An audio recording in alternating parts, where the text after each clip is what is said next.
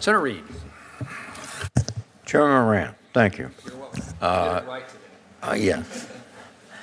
today. Madam Attorney General, on May 16th, the Department of Justice announced that it dropped litigation to enforce the law against forced reset triggers. These are devices that can be installed in a few minutes on guns like a AR-15 in order to match the rate of fire of a machine gun. In fact, according to demonstrations on YouTube and elsewhere, you can dispose of an entire 30-round magazine in about 4 seconds. So it is a fully automatic weapon. In the press release announcing the settlement, you are quoted as saying the settlement, quote, will enhance public safety. How does putting more automatic weapons, which have been against the law since the 1930s, enhance public safety?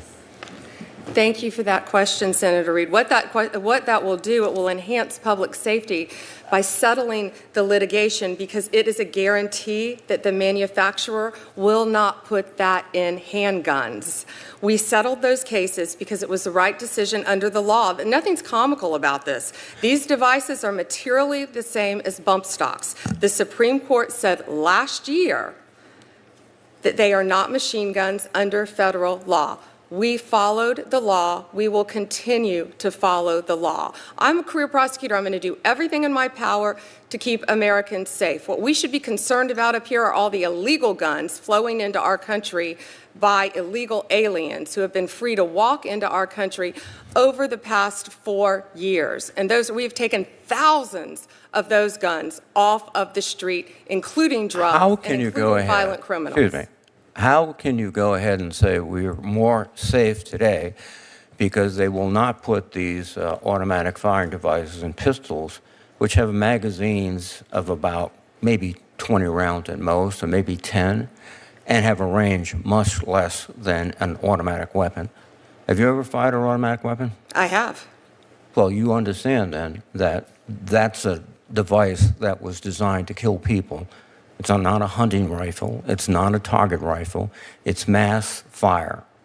And you made a compromise saying, well, don't put them in pistols, but you can go ahead and put them out in automatic weapons. We followed the law. We will continue to follow the law. You and I clearly disagree on the Second Amendment. Well, I agree that machine guns are not appropriate in the United States, and since 1930 or so, we've outlawed machine guns.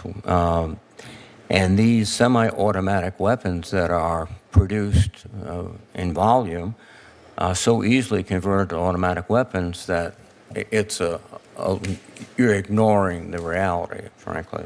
I'm following the law, Senator. Well, yes, that's right. By the way, how many American weapons are going into Mexico in a year?